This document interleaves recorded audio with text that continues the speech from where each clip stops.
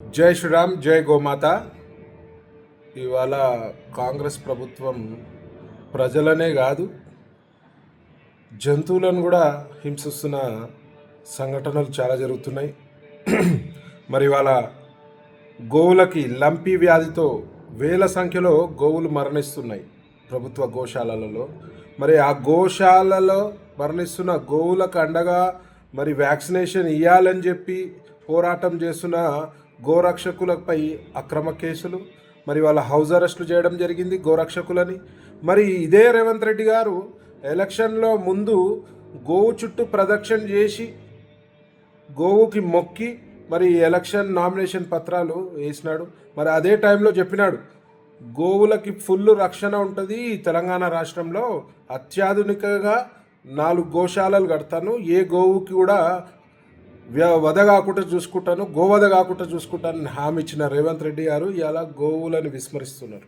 ఇవాళ గోరక్ష జ్యేష్ఠులపై అక్రమ కేసులు, గోరక్షణ జ్యేష్ఠులపై పోలీసులు దాడులు చేసి మరి హౌస్ అరెస్టులు చేస్తున్నారు. ఇవాళ లంపి వ్యాధితో వేల సంఖ్యలో గోవులు మరణిస్తుంటే నీకు చీమ గుట్టినట్లు లేదు రేవంత్ రెడ్డి గారు అని చెప్పి సందర్భంగా అడుగుతున్నా. మరి తక్షణమే యానిమల్ హస్బెండరీ పశు సంవర్ధక శాఖ ఆధ్వర్యంలో ఇమీడియట్గా ప్రతి గోవుకి లంపి వ్యాధికి సంబంధించిన వ్యాక్సినేషన్స్ వేయాలని చెప్పి డిమాండ్ చేస్తూ, లేదంటే ఆల్రెడీ హిందువులకు ఆగ్రహానికి గుడవుతున్న దునియా గుళ్ళపై దాడులు జరుగుతున్నాయి. ఇలా గోవును కూడా కాపాడుకోలేకపోతే చాతగాని దద్దమ్మ ప్రభుత్వం అని చెప్పి ఈ సందర్భంగా తెలియజేస్తూ ఇమీడియట్గా దీనిపై తక్షణంగా మీటింగ్ ఏర్పాటు చేసి గోవులను కాపాడవలసిన బాధ్యత మీ రాష్ట్ర ప్రభుత్వంపై ఉందని చెప్పి సందర్భంగా తెలియజేస్తున్నాను. ప్రతి ఒక్క హిందూ సోదరుడు గమనించాల్సిన విషయం, గోవులను రక్షించాలి. గోవు ఉంటేనే మనం ఉంటుంది, గోవు ఉంటేనే హిందుత్వం ఉంటుంది అని చెప్పి సందర్భంగా తెలియజేస్తూ జై శ్రీరామ్, జై గోమాత. జై శ్రీరామ్, జై గోమాత.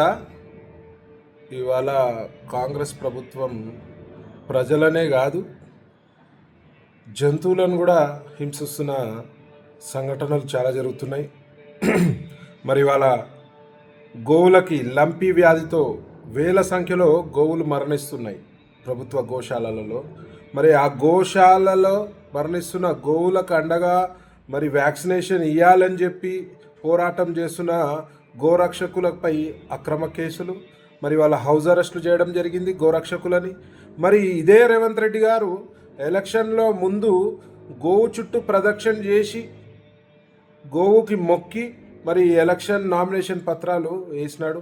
మరి అదే టైంలో చెప్పినాడు గోవులకి ఫుల్ రక్షణ ఉంటుంది, తెలంగాణ రాష్ట్రంలో అత్యాధునికంగా 4 గోశాలలు కడతాను, ఏ గోవుకి కూడా వధ కాకుండా చూసుకుంటాను, గోవధ కాకుండా చూసుకుంటానని హామీ ఇచ్చిన రేవంత్ రెడ్డి గారు ఇవాళ గోవులను విస్మరిస్తున్నారు.